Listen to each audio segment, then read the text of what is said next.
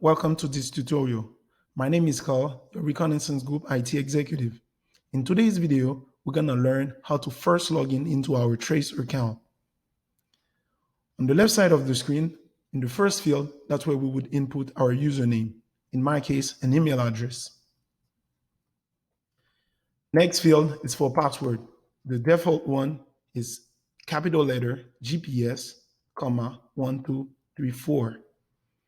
We scroll down to choose our preferred language, in my case, English. Then we click Login button. It directs us to a dashboard, which is a summary of our fleet. I hope you enjoyed today's video and hope to see you next. Thank you.